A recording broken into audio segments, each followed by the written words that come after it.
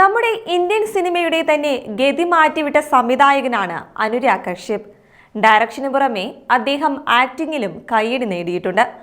പുറത്തുവരുന്ന റിപ്പോർട്ട് പ്രകാരം അദ്ദേഹം ഒരു മലയാള സിനിമ സംവിധാനം ചെയ്യാനുള്ള ഒരുക്കത്തിലാണ്.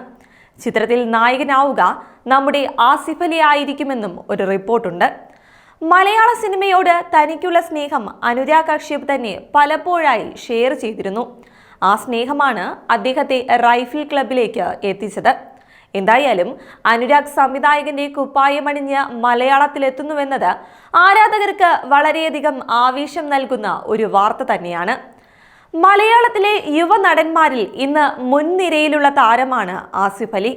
പോയ വർഷത്തെ മികച്ച നടനുള്ള സംസ്ഥാന ചലച്ചിത്ര പുരസ്കാരം കപ്പിനും ചുണ്ടിനുമിടയിൽ നഷ്ടമായ നടൻ ആസിഫ് അനുരാഗിന്റെ സിനിമയിൽ നായകനാകുന്നുവെന്നത് താരത്തിന്റെ ആരാധകർക്കും വളരെയധികം സന്തോഷം നൽകുന്ന മറ്റൊരു വാർത്തയാണ്.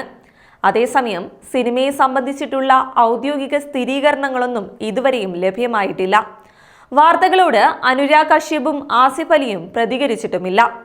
എന്തായാലും ടിക്കി ടാക്കിയാണ് ആസിഫ് അലിയുടെ റിലീസ് കാത്തിരിക്കുന്ന ഏറ്റവും ഒടുവിലത്തെ ചിത്രം. ആരാധകർ പ്രതീക്ഷയോടെ കാത്തിരിക്കുന്ന അല്ലെങ്കിൽ ആസിഫിന്റെ കരിയറിലെ ഏറ്റവും വലിയ സിനിമയാണ് ടിക്കി ടാക്ക എന്ന് തന്നെ പറയാം. ആസിഫിന് പുറമെ നസ്ലിൻ, വാമിക ഗബ്ബി, സഞ്ജന നടരാജൻ, ലുക്മാൻ അവറാൻ തുടങ്ങിയവരും ചിത്രത്തിലെത്തുന്നുണ്ട്.